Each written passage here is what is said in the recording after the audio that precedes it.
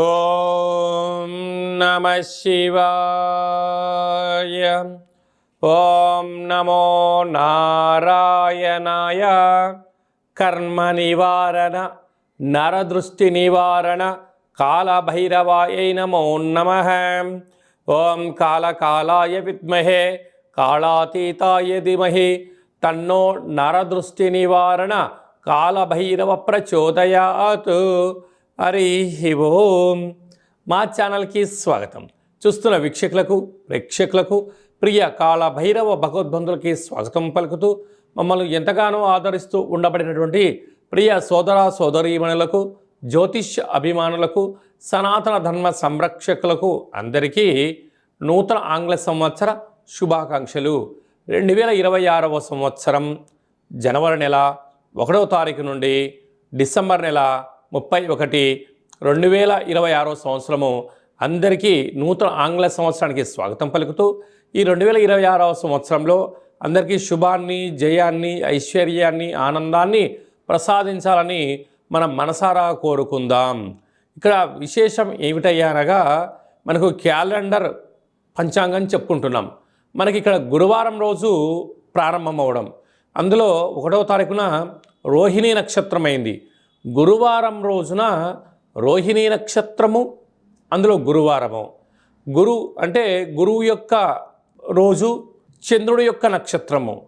అంటే విశేషమైనటువంటి గజకేసరి యోగము ఈ సంవత్సరం అందరికీ ప్రసరిస్తుందని చెప్పి గమనించాలి. అలాగనే మనకు ఉగాది పండగ శ్రీ పరాభవనామ సంవత్సరము కూడా గురువారం ప్రారంభమవుతుంది. ఇది చాలా విశేషంగా గమనించగలగాలి. కనుక ఈ సంవత్సరము విద్యార్థులకు, ఉద్యోగస్తులకు, వ్యాపారస్తులకు, నూతనమైనటువంటి అత్యంత ఆధునిక టెక్నాలజీని నేర్చుకునేటువంటి వారందరికీ, వ్యవసాయ సోదరీమణులకు అందరికీ సువర్ణపు యుగంగా భావించగలగాలి. ద్వాదశ రాశుల్లో గ్రహ గమనాన్ని ఒకసారి వీక్షింపచేద్దాం.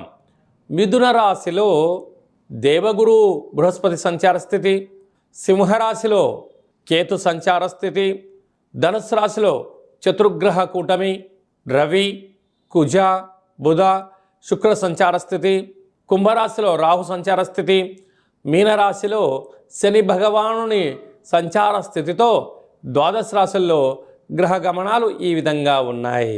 వృషభ రాశి వారికి ఆంగ్ల సంవత్సరం నుండి మరియు ఉగాది పండుగ నుంచి ఆదాయ వ్యయాలు, రాజపూజ్య అవమానాలను తెలుసుకుందాం. ఈ వృషభ రాశి వారికి భగవంతుడు దయ వలన గ్రహాలు మంచి స్థితిలో ఉండడం, పట్టిందల్లా బంగారం అవడం, ఇలాంటి కాల సమయంలో విలాసవంతమైన జీవితాన్ని పొందాలి అనే కోరిక మంచిదే. కాకపోతే ఆదాయ వ్యయాలు కొద్దిపాటి తారుమారుగా ఉన్నాయి. అంటే అవసరాలకు మించినటువంటి ఖర్చులు, ఆదాయానికి మించినటువంటి అప్పులు చేసే పరిస్థితి అధికంగా ఉంది అని చెప్పి జ్యోతిర్విజ్ఞానం తెలియచేస్తుంది. అంటే ఆదాయం 5, వ్యయం 14. చూడండి కాలం ఎంత వింతగా ఉందో. మీ యొక్క సంపాదన 5 రూపాయలు ఉంటే 14 రూపాయల ఖర్చు చూపిస్తుంది. ఏమని చెప్తుంది? సకాలంలో దీపం ఉండగానే ఇల్లు చక్కబెట్టుకోవాలి, ఖర్చులను నివారించుకోగలగాలి, విందులు వినోదాలు వాటికి దూరంగా ఉండాలి, ఆధ్యాత్మిక చింతనగా ఉండగలగాలి, తల్లిదండ్రుల మాట, గురువుల మాట వినాలి, స్థిరచరాస్తులను కాపాడుకోవాలి అంటుంది. లేకపోతే 14 రూపాయల ఖర్చు ఎక్కడ, 5 రూపాయల ఆదాయం ఎక్కడ?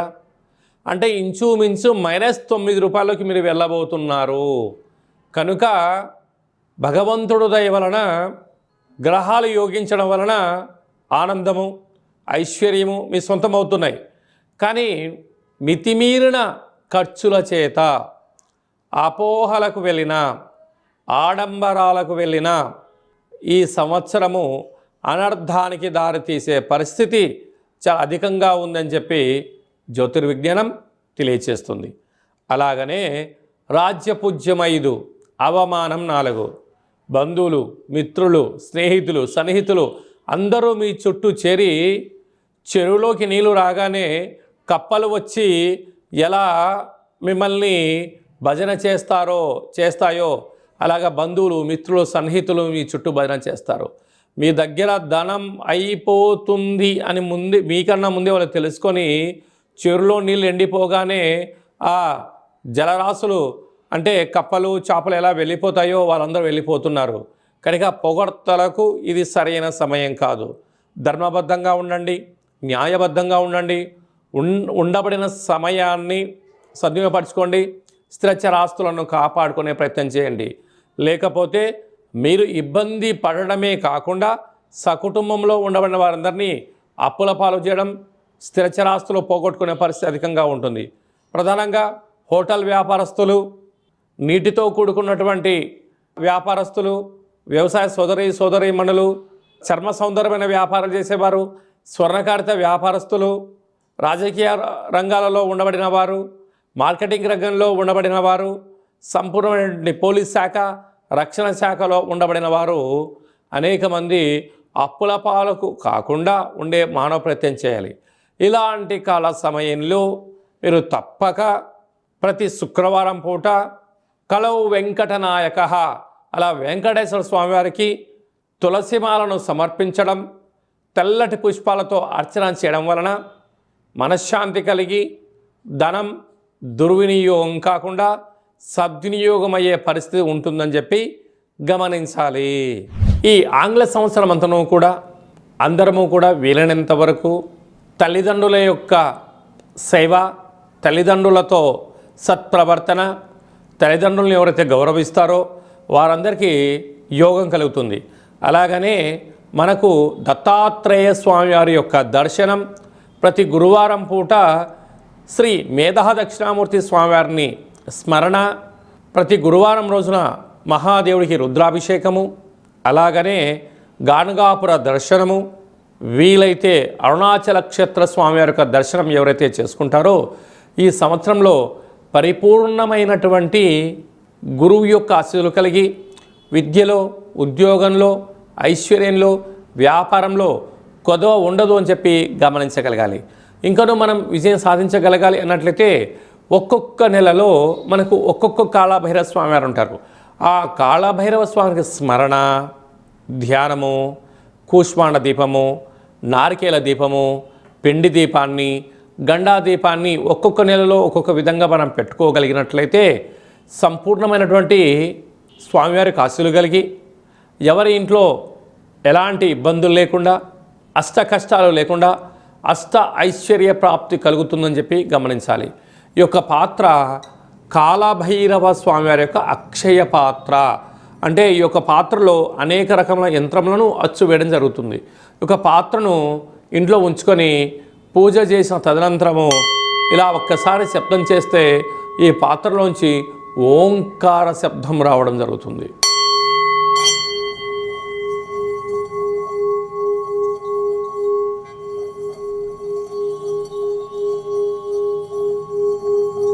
ఈ ఓంకార శబ్ద ధ్వనితం వలన మనిషి శరీరంలో ఉండబడినటువంటి చక్రాలు వికసింపచేయడం, ఆనందం కలగడం, దురదృష్టం దూరం కావడం, అదృష్టం అద్భుతమైన యోగం కలిగి మనకు అనుకున్న అన్ని పనులు విజయం సాధించడం జరుగుతుంది. కనుక ఈ అక్షయ పాత్రను 2026వ సంవత్సరంలో ఇంట్లో ఉంచుకుందాం. కాళభైరవ స్వామిని స్మరణ చేద్దాం. సకల అష్టకష్టాలకు స్వస్తి పలుకుదాం.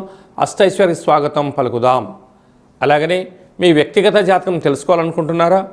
మీ యొక్క పేరు, పుట్టినటువంటి తేదీ, నెల, సంవత్సరం, పుట్టిన సమయం రాసి మీరు వాట్సాప్లో పంపించగలిగినట్లయితే 100 సంవత్సరముల జాతకాన్ని రాసి సవివరంగా సంపూర్ణంగా మీకు ఎక్స్ప్లెయిన్ అంటే ఉదాహరణగా చెప్పడం జరుగుతుంది. అలాగే మీరు పుట్టినప్పుడు గ్రహ గమనాలు ఎలా ఉన్నాయి, ప్రస్తుతం ఎలా ఉంటున్నాయి, రాబోయే కాలంలో ఎలా ఉంటున్నాయో తెలియజేయడం జరుగుతుంది. చాలామందికి పుట్టినటువంటి కాల సమయంలో డేటా ఆఫ్ బర్త్లో లేనటువంటి వారికి మీ పేరు యొక్క మొదటి అక్షరాన్ని అనుసరిస్తూ రాశిని తెలియచేస్తూ రాశి యొక్క స్థితిగతులను చెప్పుకుంటూ అలాగనే రమణ శాస్త్రం ద్వారా అనగా గవ్వళ ద్వారా కాళభైరవ ఉపాసన చేత భూత భవిష్యత్ వర్తమానాన్ని తెలియజేయడం జరుగుతుంది. కనుక 2026వ సంవత్సరంలో మనకు ఉగాది పండగ దగ్గర నుంచి ఆదాయము, వ్యయము, రాజపూజ్యము, అవమాన కార్యక్రమాలను ఎలా నివారించుకోవాలి, ఐశ్వర్యాన్ని ఎలా పొందుకోవాలో ముందుగానే తెలుసుకుందాం. అపాయింట్మెంట్ తీసుకొని సంప్రదించగలరు. అందరికీ ఈ 2026వ సంవత్సరంలో శుభం, జయం, లాభం, ఐశ్వర్యం కలగాలని కోరుకుంటూ ఆశీర్వచనం. శతమానం భవతు శతాయ పురుష సతేంద్రియ ఆయుష్యేవేంద్రియే ప్రతిష్టతి. నూతన ఆంగ్ల సంవత్సరాంతం ఆయురారోగ్యం ఐశ్వర్యం దేహిమే కాలభైరవాయ నమః. హరి ఓం. ఈ వీడియో మీకు నచ్చినట్టయితే లైక్ చేయండి, షేర్ చేయండి. అందరికన్నా ముందుగా మా ఆధ్యాత్మిక వీడియోలు మీరు చూడాలనుకుంటున్నట్లయితే మా ఛానల్ని సబ్స్క్రైబ్ చేసుకోండి. అలాగనే గంట సింబల్ ప్రెస్ చేయండి. అలానే బటన్ కూడా క్లిక్ చేయండి. భగవద్బంధులకు, మిత్రులకు ఈ ఆధ్యాత్మిక సమాచారం చేరవేసి హిందూ ధర్మాన్ని కాపాడండి.